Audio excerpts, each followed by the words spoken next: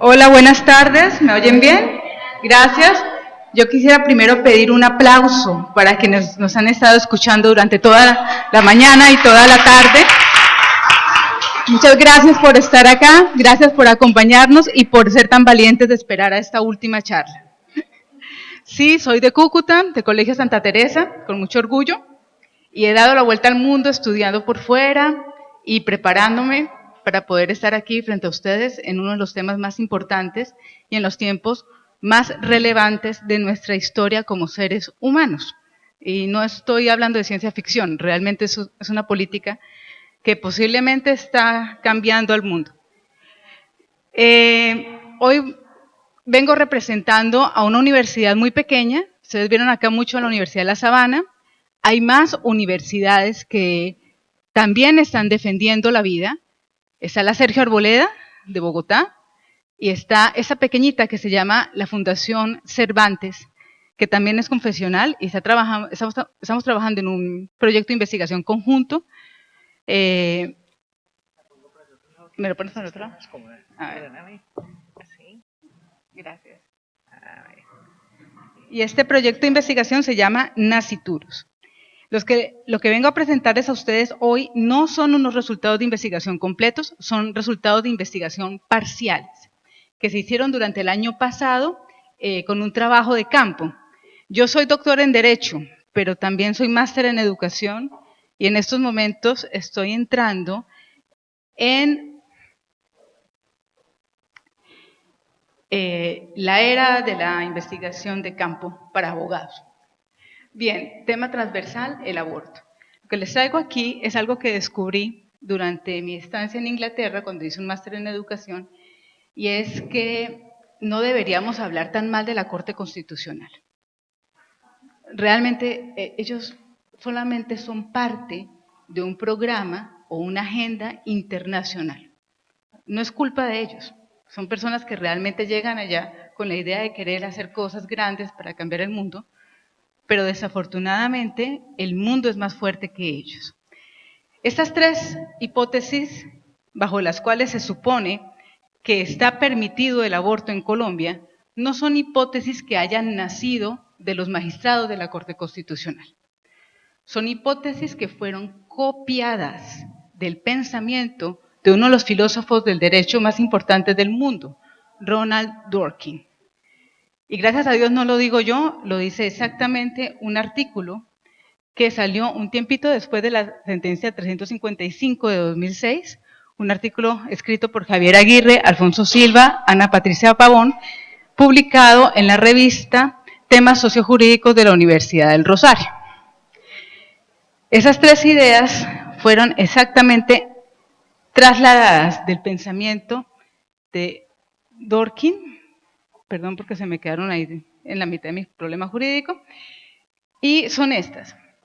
Casos autorizados por la Corte Constitucional de Colombia, que les digo es copia del pensamiento de Dworkin, cuando la continuación del embarazo constituya peligro para la vida o salud de la mujer, cuando exista grave malformación de un feto que haga inviable su vida, y cuando el embarazo sea el resultado de una conducta debidamente denunciada constitutiva de acceso carnal o acto sexual sin consentimiento abusivo o de inseminación artificial o transferencia de óvulo fecundado no consentidas o de incesto. Bien. Desde 2006 al año 2016, de acuerdo con Profamilia, el 56.1% de las mujeres de Colombia sabía sobre algo que ya lo mencionaron previamente, la interrupción voluntaria del embarazo, que es la que está amparada por estos tres casos de la Corte Constitucional, que repito, no son tres casos de Colombia, son tres casos del mundo. Son tres casos del mundo. Pero es muy importante también entender por qué el aborto sigue siendo en Colombia un delito. Porque es que la ley no ha cambiado. Lo que hemos hecho es copiar pensamientos de otras personas de afuera, pero la ley no ha cambiado. Y por eso también es importante entender por qué estamos en esta charla acá, porque culturalmente este pensamiento no necesariamente es aceptado por todos. ¿Cuáles son las razones que nos dicen en las políticas sexual y reproductiva de la mujer que permiten fundar esas 3 causas autorizadas de aborto? Pues primero, que evidentemente se va a mejorar las opciones de las mujeres y se va a mejorar la vida sexual.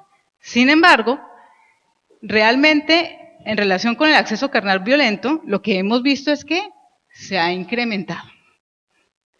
O sea, el aborto no es una verdadera solución para evitar violaciones. Todo lo contrario. Incluso se cambió, exactamente. Se ha cambiado incluso el concepto de violación y lo más grave de todo es que las personas hemos olvidado a respetarnos las unas a las otras como seres humanos cuando queremos establecer una relación sexual con otra. Que eso es lo más importante. Todavía hay casos, y mucho más graves que antes, de personas que creen que tienen el derecho de acceder sexualmente a otra. Padres, hijos, tíos, padrinos, hermanos, ¿de acuerdo? Son los casos recurrentes. Entonces, la política del aborto lo que hace es multiplicar el proceso. No cierra esta vulneración del nexo afectivo, que además es transgeneracional.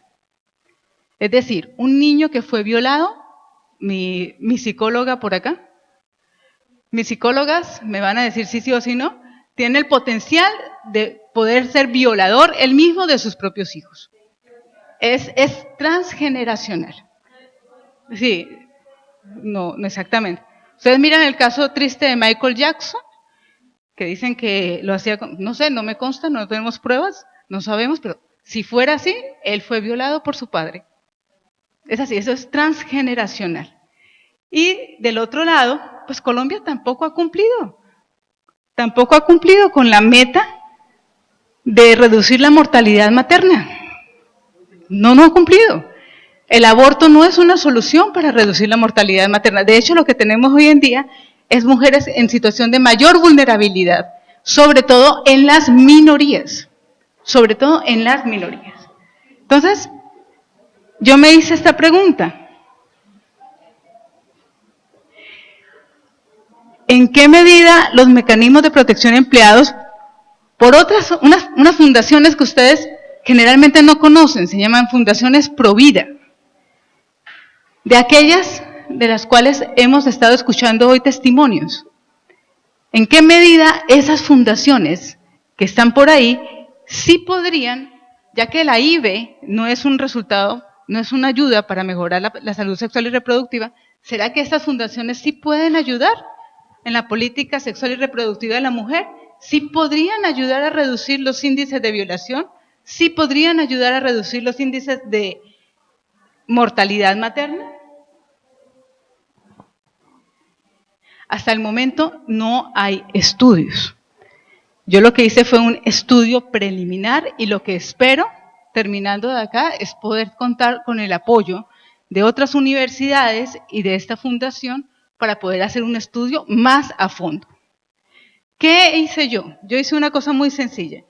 Yo tomé 2 fundaciones Provida de Bogotá e hice una pequeña encuesta en relación con los servicios que ellas prestan y el número de mujeres que han atendido durante estos años. Más o menos así. Desde el año 2006, ¿cuántas mujeres han llegado al año a su fundación buscando ayuda? En una 499, en otras 200. Aquí, en este caso de la Fundación REMA, tenemos más o menos, creo que más de 894 hasta el año 2018, ¿de acuerdo? 2. ¿Qué porcentaje de estas mujeres corresponde a adolescentes? 18.5% en una, y esa parte ya no la veo, perdón. Gracias. ¿Este para acá? Es. ¿Qué servicios ofrecen? Tienen programas especiales para las mujeres y tienen también programas de acompañamiento hasta incluso unos meses después de haber nacido el niño. Y lo más interesante de todo es que estas fundaciones reciben gratuitamente a las mujeres que se han querido practicar un aborto, que las acogen, les dan abrigo, comida, acompañamiento espiritual, acompañamiento psicológico y acompañamiento profesionalizante en algún área, técnica o tecnológica. El resultado es que les cambian la vida. De mujeres que pensaban en un momento que no valían nada. ¿Por qué? Porque honestamente, como dice Yahira, estar incurso en alguna de esas tres causales que parecen ser aceptadas por la Corte Constitucional para abortar, significa estar en una situación de vulnerabilidad muy grave. O sea, que su padre la viole, es muy grave. Porque esta niña chiquita o esta jovencita que está violada por su padre, cuando está embarazada y quiere abortar, sabe que no va. Bueno, sabe que si aborta puede volver, pero que si no aborta no puede volver a donde su familia. O cuando es perseguida por su marido, por violencia intrafamiliar, pasa exactamente igual. O cuando tiene problemas psicológicos, problemas de salud que le hacen inviable la terminación del embarazo, muchas veces está sola y no está acompañada. O cuando tiene un niño que posiblemente va a nacer con una deformación muy grave, tiene una enorme presión social, incluso de su propia pareja, para tener que abortar. Entonces, no es fácil tomar la decisión de abortar. Esas tres circunstancias son muy difíciles. Y si además agregamos lo que Camila nos decía, que es que no necesariamente son esas tres, sino son esas tres mal interpretadas, pues la cuestión se vuelve más grave.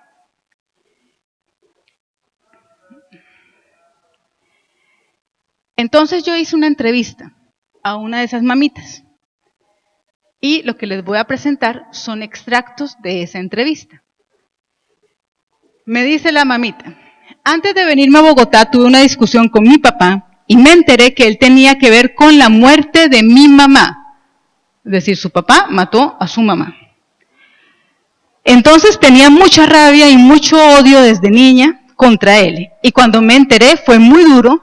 Y entonces llamé al papá de mi primera hija y le dije que se iba a entregar, que se la iba a entregar porque yo iba a cobrar la muerte de mi mamá. Pero antes de eso, a mi hija le habían hecho una cirugía en el Tolima, tenía una hija previamente, que quedó mal. Entonces me vine para Bogotá y ahí le hicieron la cirugía y me enteré que estaba embarazada. Inicialmente fui al médico, tenía mucho vómito, me dijeron que era una gastritis. Entonces me seguí haciendo exámenes hasta que me dijeron que estaba embarazada. Yo quería abortar para vengar la muerte de mi mamá. Me preguntaron que por qué no quería tener el bebé. Yo contesté porque no tengo nada y no quería el bebé. Y yo les dije, pues no tengo trabajo, ando en una situación difícil. Quiero por favor remarcar de este discurso, es un discurso real, una verdadera mamá. Estaba en un momento en que no tenía trabajo, estaba sola, con un sentimiento de venganza terrible, y lo que quería era realmente matar a su hijo para irse a matar a su papá. Era la situación en la que ella estaba. ¿Qué pasó después? Bueno, eso es lo que yo marco como vulnerabilidad de la mujer. Siguiente tema. Ausencia de orientación absoluta. También la idea de esta charla es poder llegar a determinar los elementos de un consentimiento informado. De entrada nadie sabía que había consecuencias emocionales después de abortar, sino hasta que nos las contaron, ¿cierto? Pues esa es una de las partes que hay que tener en cuenta para tomar la decisión. La segunda es esto. Imagínense lo que le pasó a esta señora.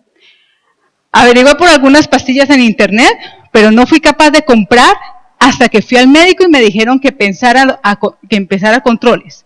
Le pregunté a la doctora que si a pesar de tener 3 meses de embarazo, ¿habría alguna posibilidad de abortar? Y ella me dijo, ríanse, eso fue antes de la sentencia del año pasado, ¿no? Que sí,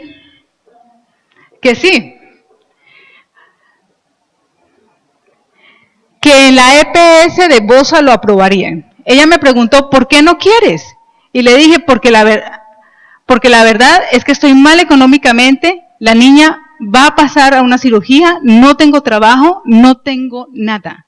Entonces ella me dijo, pues hay 3 causales que te pueden acoger a la del a la del daño para... bueno, ese es el otro punto. Lo que nos decía Camila. A ver, estas tres cosas que nos dice ella. No tengo trabajo. Van a operar a mi hija y estoy mal económicamente. ¿Es alguna de las tres causales de la Corte Constitucional? No, ninguna. Entonces, ¿qué le dice la doctora? No, si hay tres causales y te puedes acoger, un momentico, y te puedes acoger a la del daño para la madre en peligro de muerte. Pero el problema es que, imagínense esto, me mandaron a un psicólogo y le dijeron que estaba en riesgo mi vida por la depresión que tenía en ese momento. ¿Ya ven lo que les decía Camila? ¿Cómo tergiversan la causal?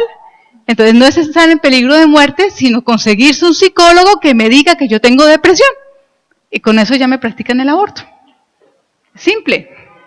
Bien, entonces hablé con un psicólogo, hablé con él y ella me dio una carta para que yo pudiera ir a Veraguas a abortar. Pero después no me dejaron. Yo llevaba la carta con los papeles y me dijeron que no porque yo ya tenía más de 12 semanas. Y me dijeron, usted tiene mucho tiempo y ya no lo hacemos acá. Venga mañana que está la psicóloga, hable con ella y la trabajadora social. Entonces fui al otro día, volví, llegué allá y me dijeron que bueno, para la trabajadora social y la psicóloga estaba de acuerdo, me hospitalizaron. La trabajadora social me dijo que allí no podían hacer el embarazo, que tenía que ir al hospital materno infantil. Por acá alguien hablaba de que esto es un derecho fundamental desde 2011, supuestamente, abortar, y que entonces el Estado tiene que pagarle a uno el aborto, ¿de acuerdo? Y tiene que buscarle a uno el médico, pero realmente si lo ven en esta práctica, la niña la que estaba buscando el médico, iba de un hospital a otro a ver quién le iba a practicar el aborto. Bien, finalmente fue para allá. Eso es un hospital psiquiátrico. Vi a todos esos locos con sus moquitos por fuera. Ellos nos miraban a uno, nos saludamos y me dieron nervios. Y yo le dije a mi hermana, aquí no me quedo. El doctor me preguntó que si me había pasado en mente hacerme algo, o sea, suicidarse.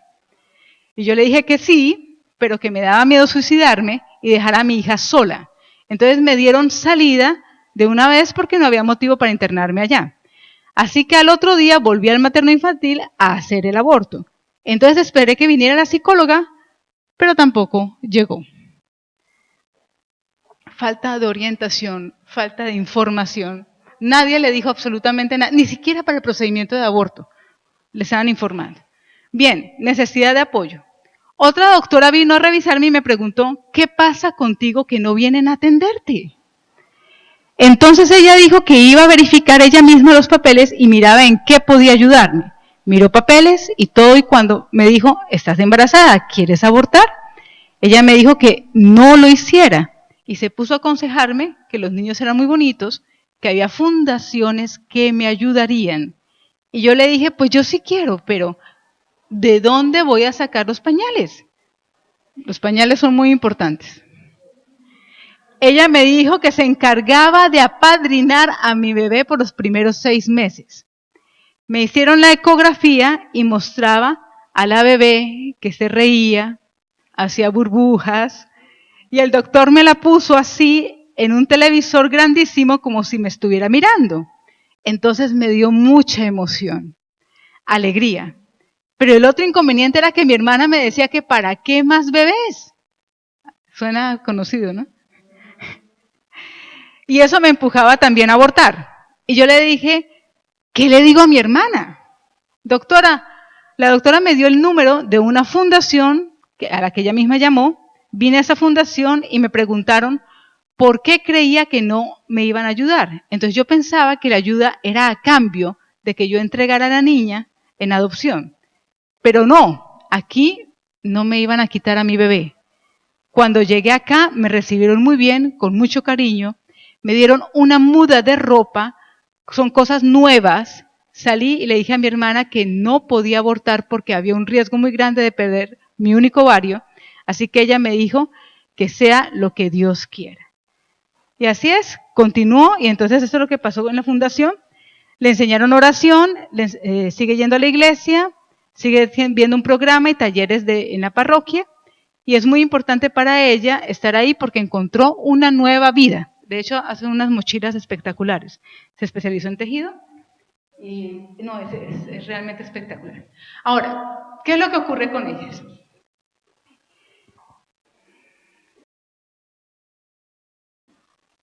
Hasta allí va bien. Y es lo que pasa acá con nuestra fundación también. Estas fundaciones casi nadie las conoce. Entonces, un primer propósito de esta investigación es decir, dentro del deber de informar, cuando la mujer tiene que tomar la decisión de abortar, de si aborta o no aborta, deberían también informarle a la mujer que hay fundaciones que se encargan de acompañarlas si deciden no abortar. Y cuando eso pasa, deberían informarles también qué hacen estas fundaciones. Ese es un primer punto, en el deber de consentimiento. Segundo punto, y se van a ir rápido a buscar una fundación. No. Segundo punto, las fundaciones apoyan en esto, pero la gran mayoría de las fundaciones no son pagadas por el Estado.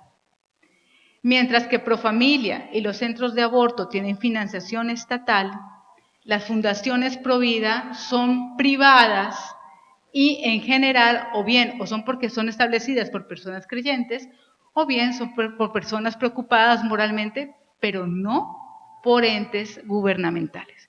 Entonces, ellas viven realmente de la caridad de otras personas. Caridad de parroquias, caridad de comunidades, caridad de personas que se preocupan y que apoyan.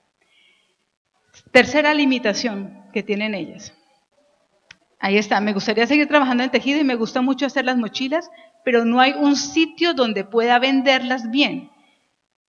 ¿Qué quiere decir esto? Estas fundaciones logran tener capacitación para sus mujeres adentro, pero es muy difícil lograr que ellas se vuelvan empresarias.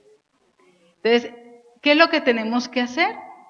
Seguir trabajos de investigación para lograr hacer que estas fundaciones se conecten y creen canales de comercialización que les permitan a las mujeres trabajar desde sus casas, a empoderarse y poder llegar al mercado con sus productos. Porque es que estamos hablando de personas que realmente quieren vivir. Entonces, necesitamos apoyar a las fundaciones para que puedan dar este siguiente paso. Entonces, estos son los resultados parciales de mi investigación. No he terminado. ¿Qué faltaría? Poder determinar en efecto si en todas las fundaciones, o por lo menos en un número representativo de fundaciones Provida, pasa exactamente lo mismo. Lo que he escuchado hoy de testimonios acá y de estudios de mis otros compañeros me permite entender que esta entrevista recoge o coincide fundamentalmente con lo que en la literatura hoy se defiende. Por ejemplo, como las causas que llevan a una persona a optar por el aborto, que están muy lejos de las 3 autorizadas por la Corte Constitucional, muy lejos. 2, me permite coincidir también en que en la política de salud sexual y reproductiva, la solución del aborto no ha mejorado en nada la situación de la mujer en la vida en sociedad, pero en cambio, un apoyo y un acompañamiento de alguien sincero, que en este caso podrían ser una fundación Provida, sí hace un cambio en su vida. O sea, sí la saca de la situación de vulnerabilidad. Pero el problema es la limitante, es que estas fundaciones deben ser potencializadas de alguna manera, deben ser apoyadas y conectadas las unas a las otras, no solamente para permitirles hacer el programa de seguimiento hasta más o menos el parto y unos meses después. Muchas fundaciones albergan a las niñas, ¿no? Y a los niños, sino también programas de apadrinamiento, porque es que los niños siguen creciendo y las situaciones económicas no cambian en unos meses, cambian con años. Entonces, hay que ver, o bien, cómo ideamos una política estatal para que las fundaciones Provida sean también integradas allí, o concientización de los ciudadanos en el sentido de informar que ellas existen y de alguna manera apoyarlas, sea económicamente o sea a través de cursos y capacitaciones para abrirles un camino de comercialización a estas mujeres Y 3, empoderar a estas mujeres para que se vuelvan ellas mismas empresarias. Son realmente mujeres con un enorme valor y yo debo decir que los testimonios que vinieron aquí a traernos son honrosos. Entonces nos quitamos el sombrero entre ellas porque realmente tomaron una decisión muy difícil en sus vidas. Eso es lo que quería compartir el día de hoy con ustedes. Muchas gracias.